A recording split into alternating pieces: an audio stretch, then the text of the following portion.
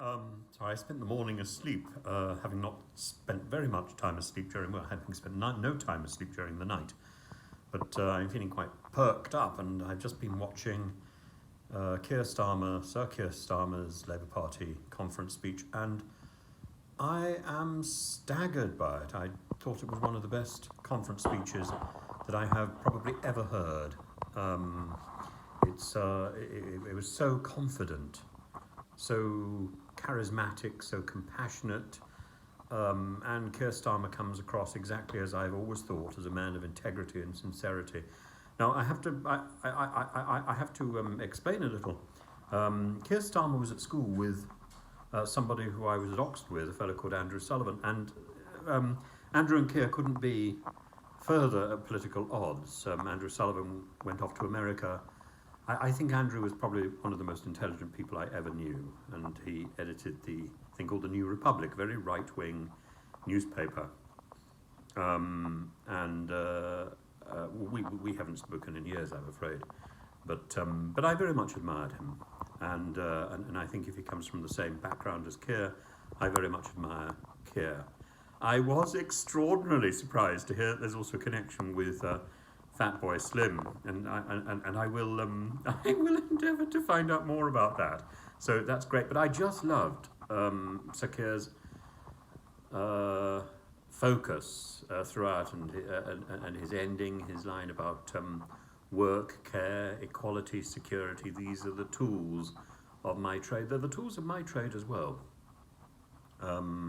This is what I care about. I care about making sure that when people do something wrong, that there is a consequence. But I also care about making sure there is compassion. I care enormously about education, about the future of our planet, the future of our lives, about our youth, about making sure that we are taking care of our immediate environment, because how we deal with small things tells us how we deal with bigger things. If we're not going to insulate our house, we're hardly going to insulate the country. Our vision for Britain is measured by our vision for ourselves. I spent the last election in a television studio with rubbing shoulders with Boris's father and sister, Piers Corbyn, Rory, and various other people, and it was heady stuff. It was delightful. But I would trade all that for an evening with Sir Keir, and trivial. Boris is trivial, yet it's true. It's true. The difference between Sir Keir's statement there and my understanding of it is, I think we would both say he was trivial. I would say that trivial is not necessarily to be condemned. We shouldn't condemn outright the ephemeral. Our lives are written in ephemera. The things that will be remembered about us are not the great things we've done, but the incidental things. This will be a century that will be recorded by the sweet papers we've left behind, not by the great ideas that we've got. As for the shouting and the heckling, I love the line that shouting slogans or saving lives. I love that. I thought that was a really good, robust response from Sir Keir. But why were these people? Why were these oafs? Because there's nothing better to describe them than oaf.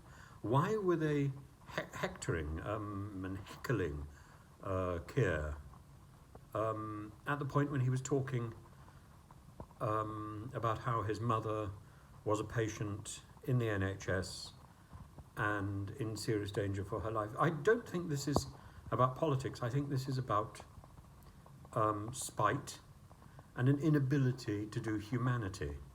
And if that sums up the previous Labour leadership, I think they have stated something which is very valuable.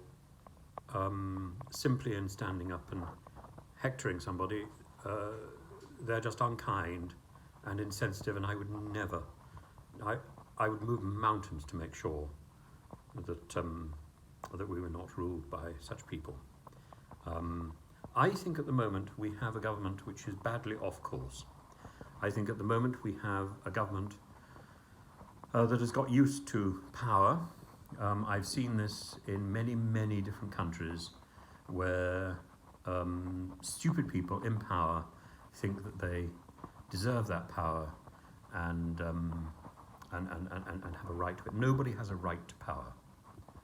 Power is granted, and you hold power for a short period of time. And there's only one way out. You lose that power. Politics is all about loss. It's not about your gain. It's about the way you lose office.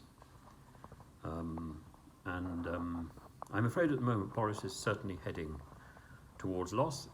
He would need to raise his game significantly to compete with the speech that Keir has just given. I don't think I've ever stood up and said how much I admire the speech of a Labour Party leader, as much as I admired the speech today.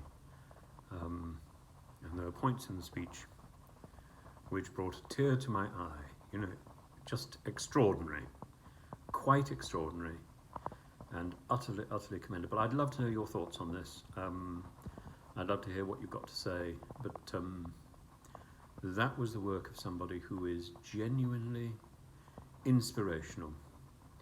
And the word inspire, as I think I've probably said a few times in the past, the word inspire comes from two Latin words, in spiro, and it's about breathing. And breathing is what we do to live. And to be inspired is to live. And I was inspired today. So thank you, Keir.